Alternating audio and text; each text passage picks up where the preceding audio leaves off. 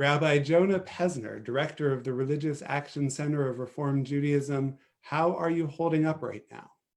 Aren't you kind to ask, Aaron? I'm doing just fine. Thank you. I mean, I feel so blessed and privileged at this moment in history. I'm surrounded by my family. We know how lucky we are. We're all healthy, particularly in the face of COVID-19, but also the plague of systemic racism and the murder of George Floyd and so many others. We feel very, very lucky to be alive and to be blessed. So thank you for asking. It is a challenge to stay up on the news cycle with so many different things going on. And part of my attention has been focused on the Washington, D.C. area where you are located. What's it like to be in D.C. right now? It's surreal, obviously. Most recently we witnessed what was a horrific act of the use of military to stifle nonviolent protest, something that was undemocratic and frankly un-American. 800 clergy joined, Jewish clergy signed a sign-on letter across lines, conservative, reform, reconstructionists, and Orthodox rabbis, speaking out against the decision of the administration to clear out the protesters, the Black Lives Matter protesters who are advocating for racial justice in Lafayette Square. I go running in Lafayette Square all the time. So for people that may not, from the greater Pittsburgh area, who may not be regulars in DC, the area around the White House compound is a great place of public gathering. And Lafayette Square, aptly named for an ally who helped fight for democracy, people protest, they gather, they mingle. It's a great way to amplify the voices of dissent in democracy.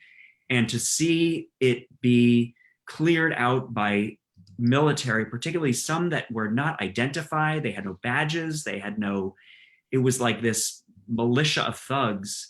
And then to see our president hold up the Bible as if he had done it in the name of religion, many of us religious leaders just felt like it was an abrogation. But I'm also seeing tens of thousands of people, Black, white, brown, Asian, Jewish, Muslim, Catholic, young, old, my own kids, out marching in downtown DC, further out. And so it's a beautiful counter narrative to what we witnessed in Lafayette Square. This has long been a passion of yours and is now your life's work. I'm curious what the RAC is doing right now at this intersection of racial justice and Reform Jewish values. What are those priorities that you are focused on in this heartbreaking yet amazing moment? Well, it's hard. And I just want to acknowledge, I want to say the names of George and Brianna and Ahmed and so many others. It's a painful moment in our nation. And people of color, Black Jews, other people of color would remind us though this is a moment of urgency, it is actually in the context of 400 years of systemic racism and decades of police brutality against Black and brown people. So I'm proud that 5 years ago, in the face of the deaths of Michael Brown, Freddie Gray, Tamir Rice, Sandra Blonde, and so many others, and the unrest in Ferguson, the Reform Jewish movement made a commitment to double down on its legacy for racial justice. People who are listening may not know that the Voting Rights Act of 1965 and the Civil Rights Act of 1964 were actually drafted in the conference room of the Religious Action Center in Washington. And that's because of the role that we played as the Jewish ally for the civil rights movement. There's the iconic pictures of Dr. King and the other civil rights luminaries marching with Rabbi Heschel, marching with Rabbi Eisendrath, marching with Rabbi Dick Hirsch, marching with Al Vorspan. And we realized 5, 6, 7 years ago that because of mass incarceration, because of the militarization of police and the impact on Black and brown folk, because of the voter suppression that had become rampant, that was racialized, we really needed to double down on our history and not just be nostalgic for the past. And we launched an initiative called Reflect, Relate, Reform, where we asked congregations across our movement to do a deep dive into the racism and the systemic forms of racism that were keeping the radical inequalities. 1 point prisons, 1 in 3 Black men in America go to jail. And the litany goes on and on and on. We had our congregations do some deep reflecting around these issues. We then, in the Reflect, Relate asked to understand what their reality was, both in the public square and the criminal justice system and in public education and in healthcare, but also in the synagogue we're experiencing, and to be in relationship with people of color across lines, to understand what was happening in our communities. And then reform. Jews of color, like a bar mitzvah boy, a Black Jewish teenager who came off the pulpit after his bar mitzvah, to be handed a story of a Black Jewish woman who was on the board of her synagogue, who every Friday night kept getting welcome to the congregation as if she were there for the first time and must be just reforms for policing, etc. All of that positioned us so that now, in this moment when many congregations are saying we haven't done enough, we need to do more, we have the tools and we have the resources for congregations to really engage now in the work of reflect, relate, reform. I'll give you one last example, Rabbi Meyer, which is we have a congregational assessment tool, which has been piloted by a number of congregations, that looks at their own congregation to ask, how welcoming are we? How inclusive are we? How diverse are we?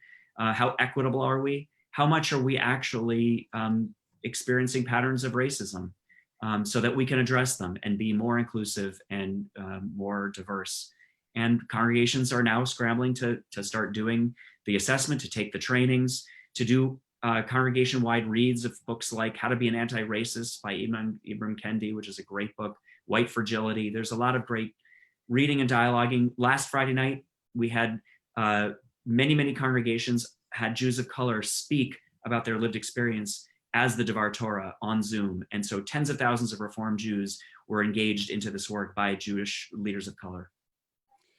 Though we are also a bit late to the game, it is better late than never. And we've also picked up Robin DiAngelo's White Fragility as a congregation to read and study. And it's so important. And I'm grateful not only for the work that you are doing, but for the guidance that you are able to offer. And on those lines, let me shift gears just a little bit. The Civic Engagement Campaign is something that you've been spending an awful lot of time on and see as kind of a moral imperative to get Americans involved in the democratic process. Can you say a little bit more about the campaign and why it's so important? Yes, and thank you so much. I would urge your folks, and you've played a role in it, your congregation is involved in it. We have an entire strategy around Pennsylvania as the congregations in Pittsburgh and Philadelphia have come together with some of the congregations in between to work with us on election protection, civic engagement, nonpartisan, 501c3, appropriate democracy preservation. And why is that? Well, let me go upstream. We talked before about the Voting Rights Act of 1965. We have a legacy in our movement of protecting the right to vote. Democracy and civic engagement is a core Jewish value. We're taught in the rabbinic literature that a community is not to have a leader without the people being consulted. That is a core Jewish value. And we've seen over the last decade a real rollback of voting rights. In the 2013 Supreme Court case, Shelby v. Holder, the Supreme Court eviscerated the Voting Rights Act. They lifted preclearance. In the logic of the majority, preclearance was this notion that in states that had a history of voter suppression based on race, they couldn't make any changes to their election procedures without preclearance from the Department of Justice. The logic of the majority opinion written by Chief Justice Roberts was that things are better now. And in a famous and withering dissent that I commend people to read, RBG, the notorious RBG, Ruth Bader Ginsburg, said the logic there is a little bit like if you're standing in a rainstorm under an umbrella and you say, gee, I don't need my umbrella anymore because I'm not getting wet. And what did we see? As soon as Shelby v. Holder was issued, state after state after state started passing voter suppression laws, closing polling places, limiting early voting, limiting souls to the polls, Sunday voting. And our movement really stepped up and leaned in. We started working with Reverend William Barber from the Moral Mondays movement, the NAACP, and now the Poor People's Campaign to do election protection work in North Carolina in 2015 and 16.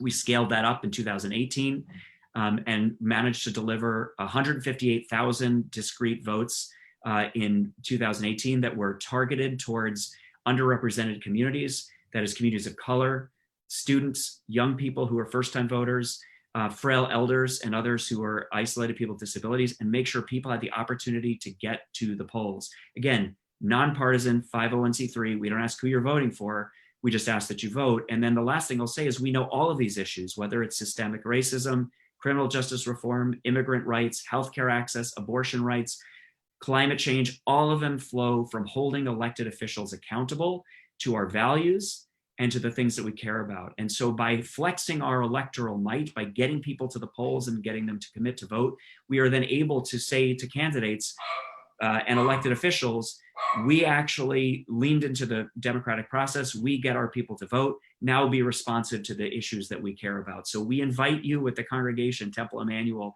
lean into the Civic Engagement Campaign. Visit rac.org/CEC, Civic Engagement Campaign. Talk to your rabbi. He's been on a lot of the planning calls about what we're going to try and do Pennsylvania-wide. And it's targeting 3 areas. One is 100% voting congregations, making sure that Temple Emmanuel gets 100% of its members to vote.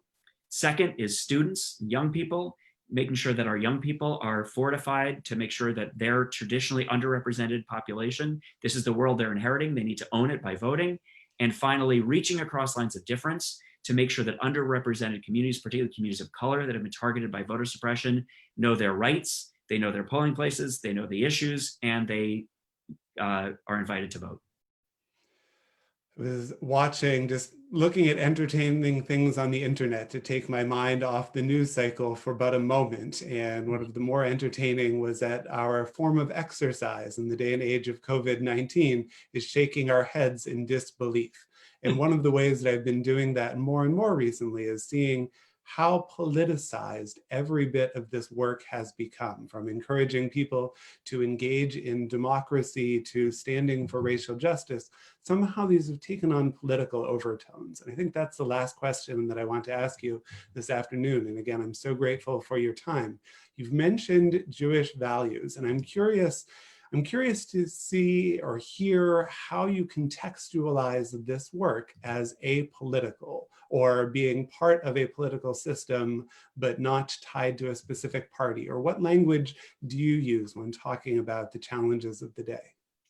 What a wonderful question, Rabbi, and a very rabbinic question. So thank you for that. And I would remind people that the Voting Rights Act and the Civil Rights Act were both passed by bipartisan majorities and signed into law by presidents and reauthorized by presidents of both parties. There was a time in our country when civil rights and social justice were nonpartisan. Rabbi David Saperstein, my predecessor, would say that every major piece of civil rights legislation in American history was passed by bipartisan majorities. So you're right, Rabbi, we're in a moment of terrible political polarization and hyper-partisanship. We are not a progressive movement or a conservative movement. We are not a liberal movement or a conservative. We are a Jewish movement. Everything we fight for is rooted in our Jewish values. And how I kind of understand that for myself as a rabbi and as a Jew is that this didn't start with the political parties in America. It didn't start with American democracy. This actually started thousands of years ago with our biblical tradition. We are told no less than 36 times in our Torah that we were slaves in Egypt, and therefore we are to love the stranger. We're reminded to be for the widow, the orphan, and the stranger, those who are the least protected, the most vulnerable. And it's interesting that the number one thing that most Jews do in our world, whether they go to Shabbat, whether they go to Yom Kippur, most Jews go to a Passover Seder.